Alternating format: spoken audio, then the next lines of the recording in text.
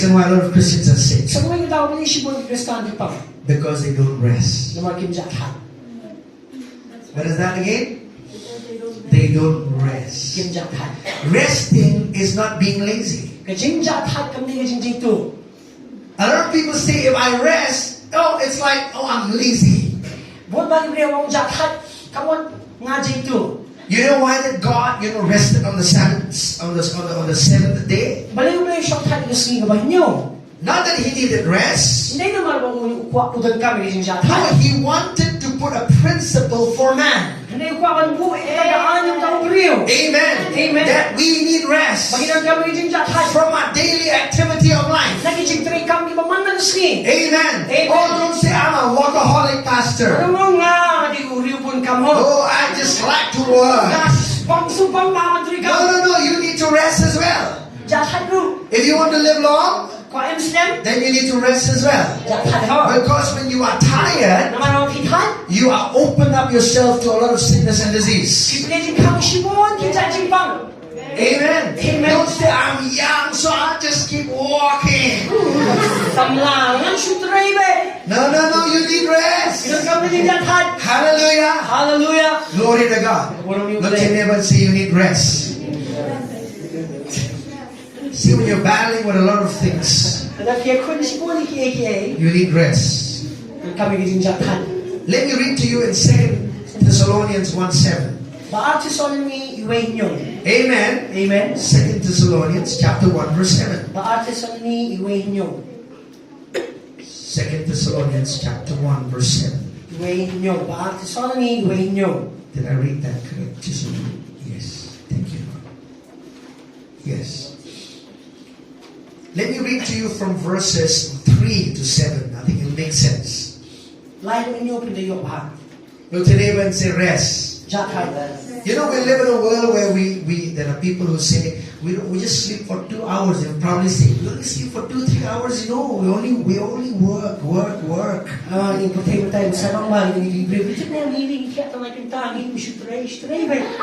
They don't know what they're saying. They are breaking the law of their body. See, if you break the natural law, you will break down. I'll give you an example. If you jump from a building, from a 50-story building, you could feel you flying in the air for a little while. But you surely, the law of gravity will break you. Amen. Hallelujah. There's a law, right? Now, if you go out in the rainy season without an umbrella, you say, I have great faith. I'll never get sick. You will get sick. Do not go against the law of nature.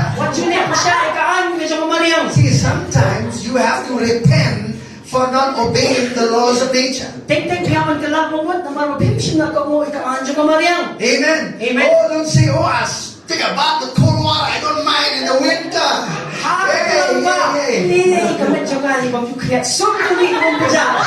Right? Don't do that. You open up to sickness. It's not caused by the devil. It's caused by your foolishness. Amen. Hallelujah. In the winter, don't just wear a single banyan.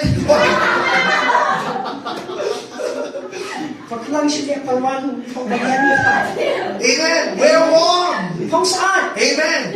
Glory to God. Don't eat ice cream in cold winter.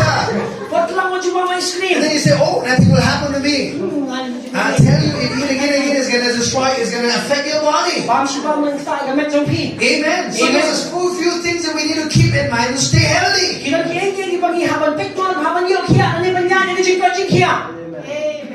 Glory to God.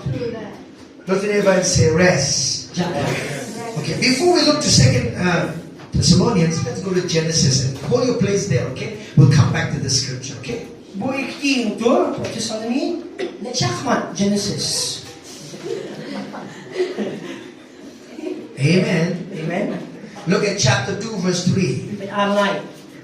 Then God blessed the seventh day and sanctified it, because in it he rested from all his work which God had created and made.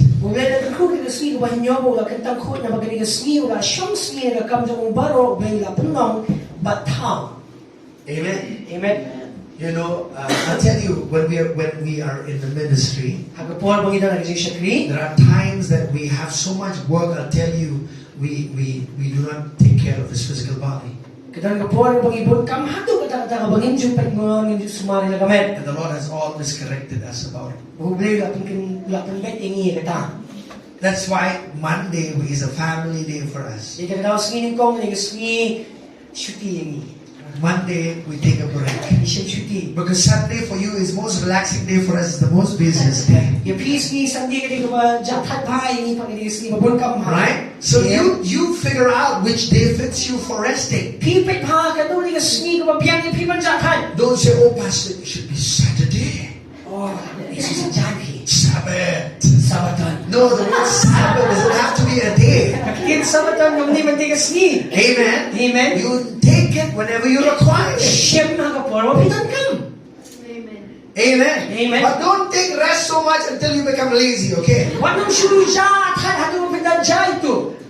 There's somebody, many years ago said, from the time Pastor taught us on resting, they have been eating and they have been, they're growing sideways.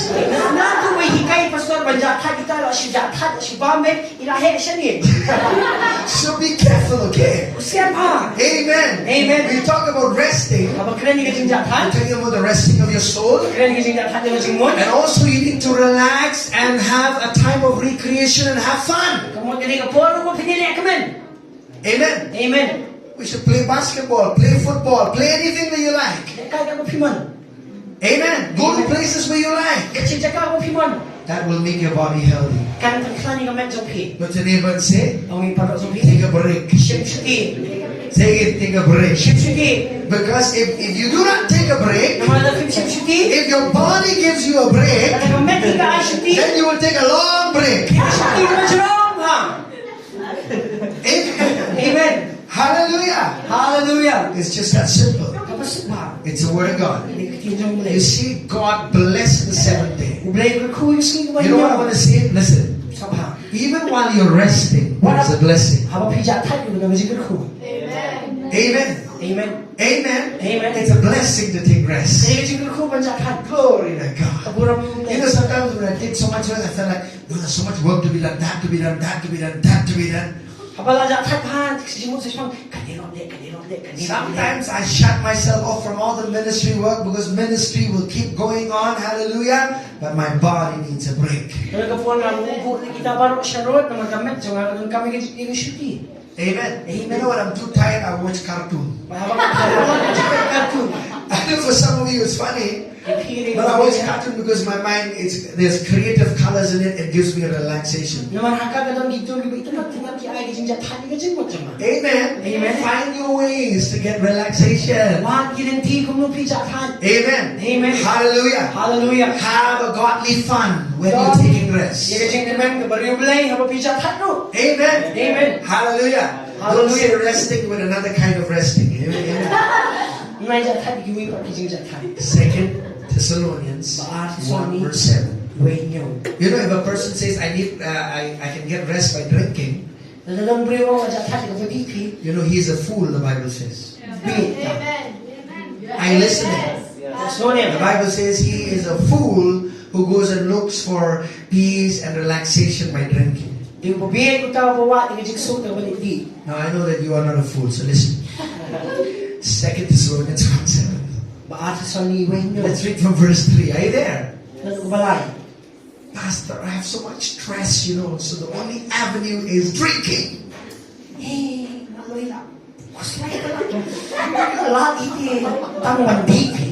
No, drink juice.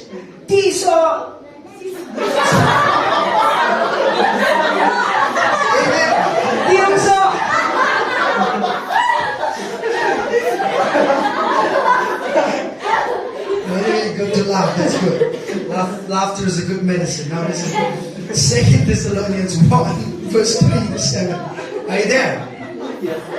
We are bound to thank God always for you, brethren, as it is fitting, because your faith grows exceedingly, and the love of every one of you all abounds towards each other. Let's look verse 4. So that we ourselves boast of you among the churches of God for your patience and faith in all your persecutions and tribulations that you endure. Verse 5. Which is manifest evidence of the righteous judgment of God, that you may be counted worthy of the kingdom of God, for which you also suffer. Verse 6. Since it is a righteous thing with God to repay with tribulation those who trouble you. Verse 7. And to give you who are troubled what? Rest. Everybody say what? Rest. So what is Paul saying? See, the church of Thessalonica was birthed in 3 weeks. When Paul went in his second missionary journey, they went through a lot of persecution. They were so pressurized with so many things that was happening. They were going through hardships after hardships after hardships after hardships, until they were so troubled. There was no rest. And then Paul is saying, he said, you need to rest. He says this, you are troubled, rest with us. When the Lord Jesus was revealed from heaven with his mighty angels, he said, you come and rest with us. Be at peace, be relaxed, just take a break. That's what he's saying. Amen. Amen. Just because you're going through a hard time, it doesn't mean that you have to be out of balance. Amen. Amen. Take rest. With your neighbor and say, take rest. Let's look at Matthew chapter 11. Are you learning? Yes, sir. Amen. Amen. Some of you need a dose of laughter, I think, to get well. Laughter is a good medicine. Amen. Amen. It takes only few muscles to smile. Amen. A lot of muscles to frown. You look more better when you smile. Amen. Amen. Hallelujah. Nobody wants to stick with a gloomy, doomy, sad Christian. Right? Having a long face. Right? Every time you see you like that kind of a face. I think if Jesus was like that, everybody would have ran away from him. Right? Have a smile on your face. Matthew chapter 11. Are you there? Thank you, Lord. Some of you need a laughing gas anyway. Chapter 11, verses 28. Come to me, all you who labor and are heavy laden, and I will give you rest. Sometimes you need to take time in the presence of God. Take time in the Word of God. Take time to talk to God in prayer. Amen.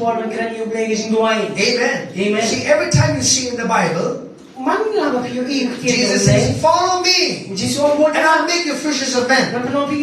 But here, he's saying, come to me, and I'll give you rest. It's a different calling. Amen. Amen. He wants you to be at rest. You know what happens when you rest? Your perspective changes. You know when you rest, and you look at a problem, wow, it's so easy, that problem. I know how to solve that problem. Right? Before it was so big. Why? Because you were tired. But when you were at rest, your perspective changed. Amen. Amen. When you rest, when you get up out of that rest, you become energized and more powerful.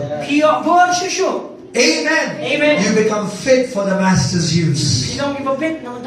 Hallelujah. Hallelujah. Amen. Amen. Look at him and say rest. rest. Hallelujah. Hallelujah. Amen. Amen. It's not a sin to rest. Không đi có bóp bên cha thành. Some of you think, oh, it's a big sin to rest. Không đi có bóp cái bậc khao bên cha thành. No, it's a blessing to rest. Thì cái chuyện cái khu bên cha thành. Hallelujah. Hallelujah. When you are tired, Mà bị thắt. you can open up the door for the enemy to put sickness and disease in your body. People đi chính khang yêu xây ta mà nó lại cái chính bằng cái mệt trong bị. Amen. Amen. Thirdly, Balai. can I add up with this third one? Do you have more time to listen? The last one. Cái balai nó khát nhiều. Let's look in Luke chapter 17. Lucas khát nhiều. This could be some of the things that you need to fix in your life. Cái này đi cái một phèo một bên. Why are Christians sick? Balai bagi Kristen The kita. first one, they do not recognize that healing has been provided in the great plan of redemption. Secondly, they do not take rest. Thirdly, Luke 17, unforgiveness and bitterness will open up for sickness and disease on your own body. Luke chapter 17. This is very important. Then he said to the disciples, it is impossible that no offenses should come, but woe to him through whom they do come.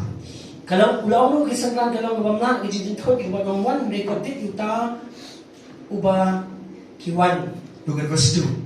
It would be better for him if a millstone were hung around his neck and he were thrown into the sea than that he should offend one of these little ones. Now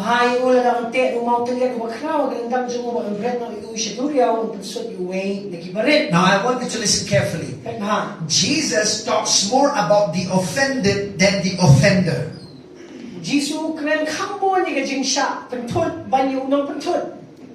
Listen very carefully. Look at verse 3. Take heed to yourselves. If your brother sins against you, rebuke him, and if he repents, forgive him. Verse 4. And if he sins against you 7 times in a day, and 7 times in a day returns to you saying, I repent, you shall forgive him. Verse 5. And the apostle said to the Lord, increase our faith. So the Lord said, if you have faith as a mustard seed, you can say to this mulberry tree, be pulled up by the roots and be planted in the sea, and it would obey you. Stay there,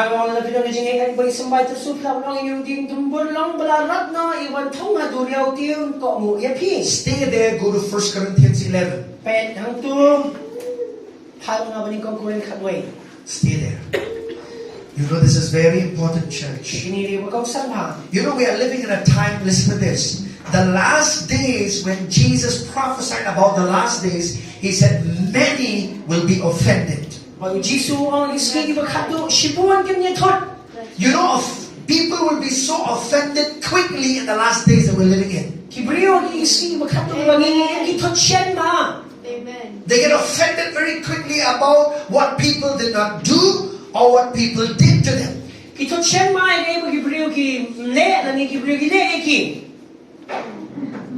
Let's go there in 1 Corinthians 11. This is so important, church. Listen. Chapter 11 and verses 20. Thank you, Lord. Verses 29, verses 27, 28, 29, 30. Therefore, whoever eats this bread or drinks this cup of the Lord in an unworthy manner will be guilty of the body and blood of the Lord. But let a man examine himself, and so let him eat of that bread and drink of that cup. For he who eats and drinks in an unworthy manner eats and drinks judgment to himself, not discerning the Lord's body. Look at verse 30. For this reason many are weak and sick among you, and many sleep. So what the Bible is saying, it's written to the believers. This is not speaking about unbelievers. Amen. Are you listening? This is not talking to unbelievers. The letters is addressed to believers.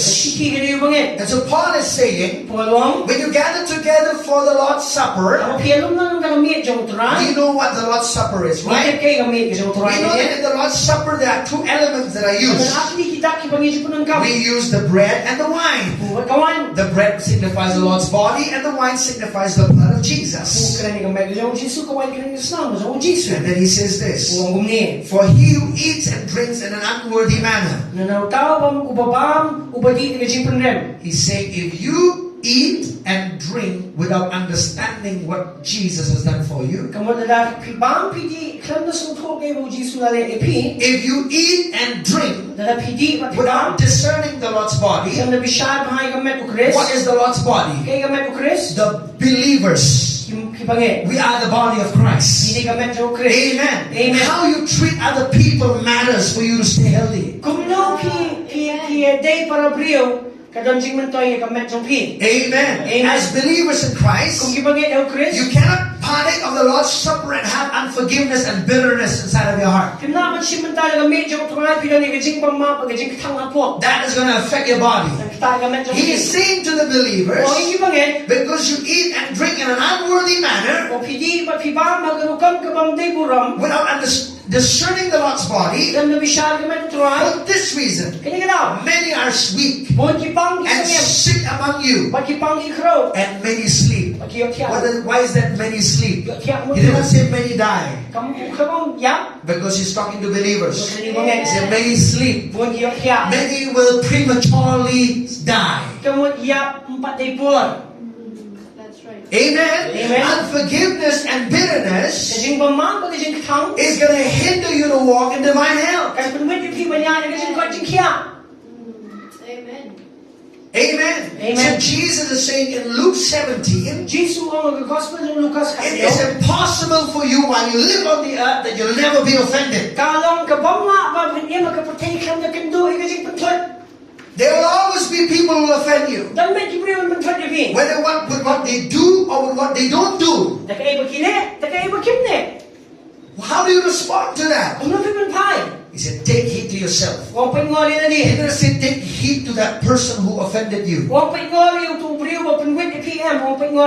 Take heed to yourself. In one translation it says this: have a grip on your own self. Amen.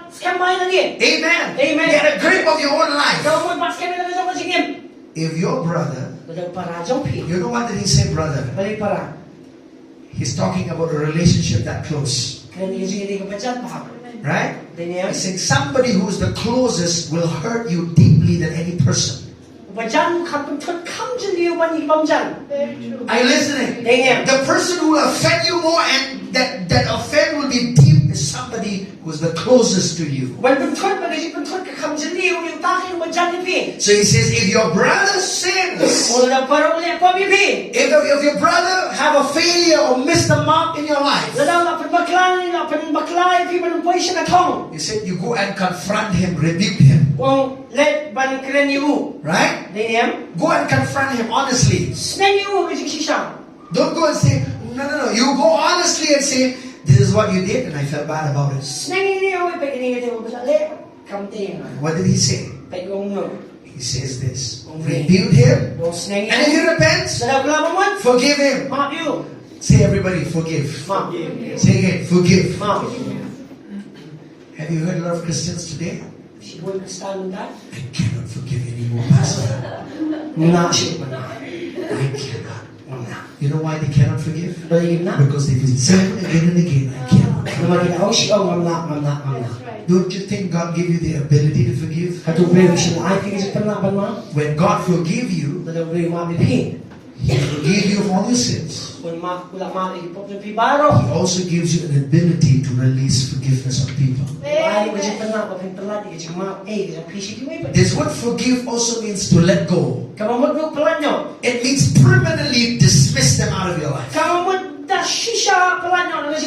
Amen. Don't, hallelujah, praise the Lord. And on the inside you are fighting. Hallelujah, praise the Lord. No. He was telling the Corinthian believers, you could be experiencing a lot of the gifts of the Spirit, a lot of the revelation of God's Word. You'll be coming together and maybe you are having the Lord's Supper together. But if you eat with all that bitterness and unforgiveness, you open up for the door of sickness and disease in your own life.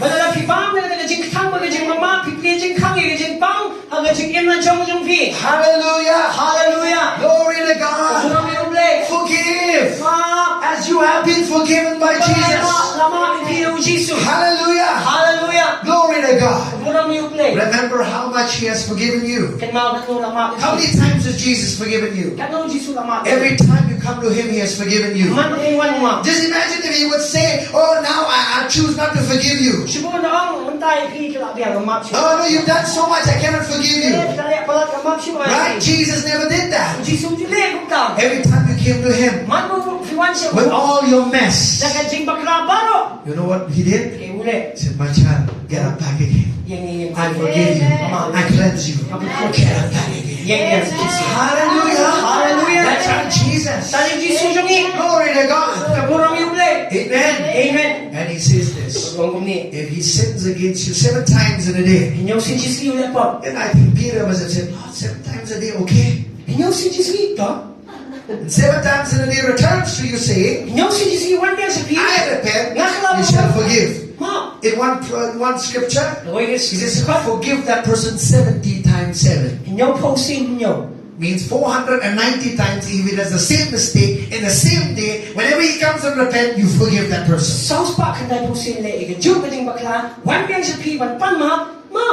Amen. Why is Jesus saying this? For your good. Because unforgiveness harms you. Unforgiveness is like a poison. It kills you slowly. It doesn't kill the offender, it kills you, the offended.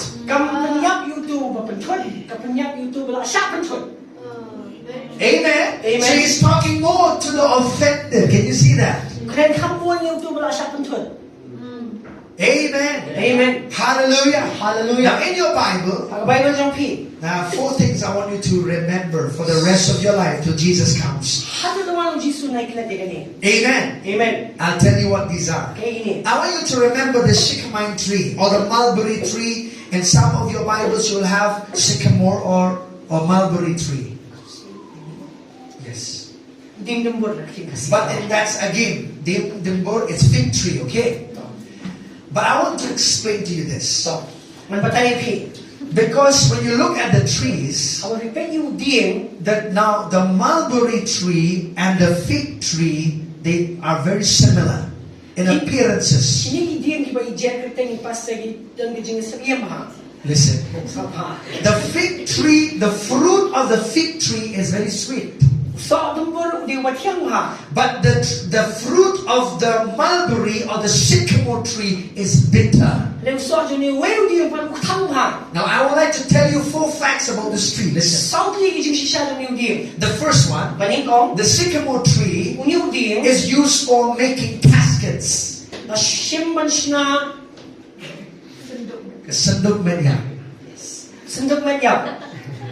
Because it wasn't, now that's, remember that, alright? It was used for what? For making caskets. What does that tell you? What does that tell you? That means, if you have unforgiveness, you put yourself in that place to die early. Amen. Don't say you're having unforgiveness and bitterness and you live long and strong. Impossible. You could be eating well. You could be having the best diet and exercise. If your within is not whole, I'll tell you, you will not live long.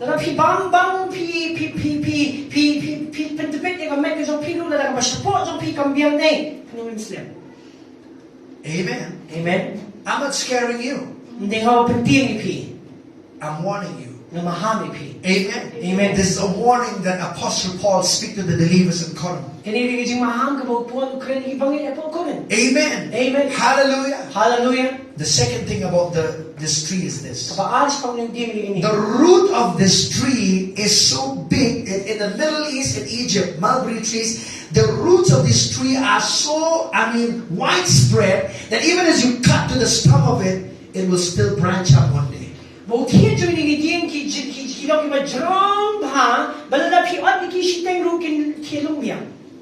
What does that tell you? Kaya kakaran ni pi. That means it could be the unforgiveness and bitterness. If you don't deal with it, it could be so deep rooted in your life and kill you slowly. Kabamot bagajing bama bagajing katang na pi weng na wat ya ka kan rum jeliyo shadow shapo jong pi bakara on penyak. Deal with it immediately.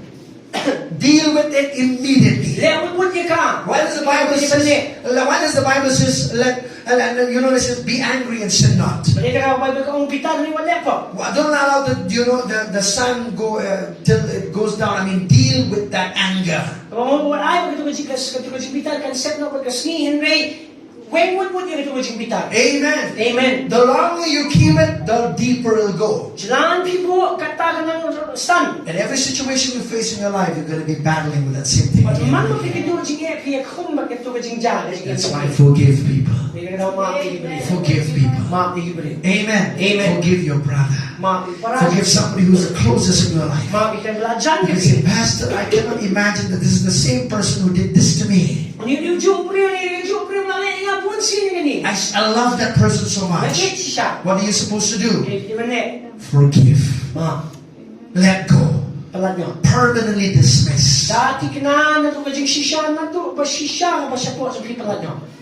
Amen. Amen. The third one. Are you gaining some things? Thank you, Jesus. Are you learning some things? Write down the third one, please. You see, so if you do not deal with bitterness and unforgiveness, it will destroy your life. Amen. Amen. Hallelujah. Hallelujah. You know, like I said, the fruit of the fig tree is sweet, but the fruit of the mulberry tree is bitter. If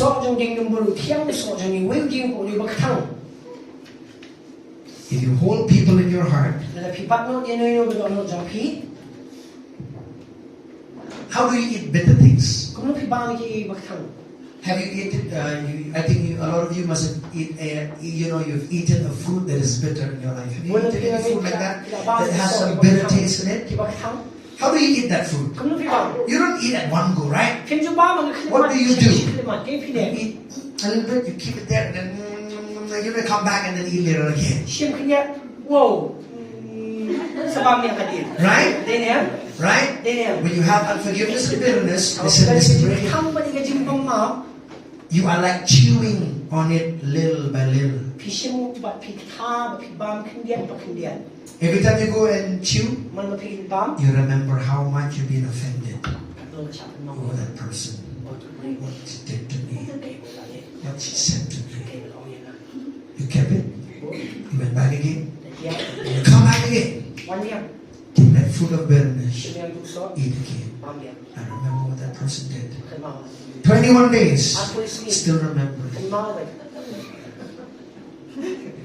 That's what it does. You are chewing again and again on something that is bitter.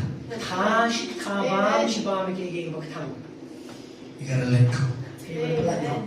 I said let go. Amen. Amen. Don't hold people in your heart. It'll destroy you, not the person. You could say, how come, I'm so offended that this person is so joyful and I said nothing is wrong. Right?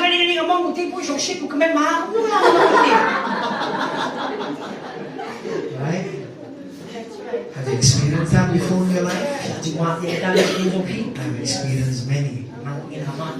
And I'll tell you, God has been my help. God has been my help. Hallelujah. Hallelujah. I said, Lord, forgive that person. And one more thing.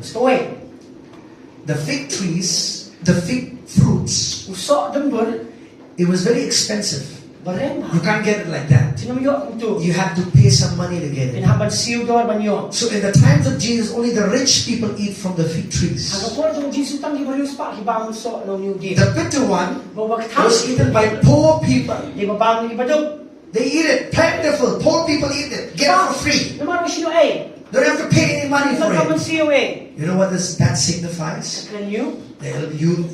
Poverty will affect all areas of your life. You'll be poor in your life. Poor spiritually. Poor in all areas of your life because of unforgiveness and bitterness in your heart. man kajing patnod, but kajing katangod, man sim jong pi. Hallelujah. Hallelujah. Hallelujah. Hallelujah. How many of you want to live a healthy life? Kanan pi ko kajing kajing yung bukat bakya. And today is a day when you make some changes in your life. But kini sige ba pin kalay kibantang kajing yung jong pi. How to deal? How did Jesus taught the disciples to deal with the mulberry tree? Kung no Jisu ikay banle yun yung ding. He said, speak to it. Bo krenika. Speak to it. Krenika. And throw it on the sea. But when no. You know why on the sea? Bale si Duriao. On the sea because it's salt water. Mana Duriao dan ko If you throw a tree in the salt water, it'll die. But ding hapo ka Duriao kay uyak no. Are you listening? Yes, no, yeah. Amen. Amen. What do you say? Lord, I choose to forgive that person. You speak it out of your mouth. Amen. Amen. Write down on paper, you have to write down, Lord, I choose to forgive this person who's hurt me so much. Amen. Amen. Don't carry that Because because it'll hinder you to receive anything from heaven. Amen. Amen. Write down. Amen. He said, say to the mountain, say to that tree, be plucked up from its root and throw it into the sea. Maybe one time will not help. Keep saying, Lord, I choose to forgive that person. I don't feel like forgiving, Pastor. You don't have to feel. To walk in forgiveness is a decision you make. Amen. Amen. Every day of your life, you get up out of your bed. Instead of thinking how offended you are, think about how forgiving you are. Amen. Amen. You are a forgiving person. Hallelujah. Hallelujah. So these are three things why Christians are sick today. And you could say, Pastor, how come are these reasons that can make a person sick? Yes. What's the first one? If you do not recognize that healing, physical healing is provided in the great plan of redemption. Secondly, if you do not take rest. Thirdly, if you harbor unforgiveness and bitterness, it will hinder you to walk in divine health. If you are here today, you need to forgive some people in your life. Maybe somebody has really hurt you with their words. Even as you're about to forgive, maybe their words are coming in your ears and saying all those words, negative words, those hurtful words. Regardless of all that, say, Lord, I choose to forgive that person. I choose to release them out of the prison of my heart. Amen. Amen. When you do that, well, I'll tell you, you'll be blessed. Amen. Hallelujah. Hallelujah. Can we pray for a while? I want you to pray wholeheartedly this morning and ask the Lord to help you. To help you to forgive. Maybe your mom. Maybe your dad. Maybe your husband. Maybe your wife. Maybe your brother. Maybe your sister. Maybe your friend. Maybe your colleague. Maybe anybody that you're dealing with in your life. You cannot harbor unforgiveness. Bitterness will destroy you and all those people in relationship with you. Hallelujah. Hallelujah. Hallelujah. Father, in the name of Jesus,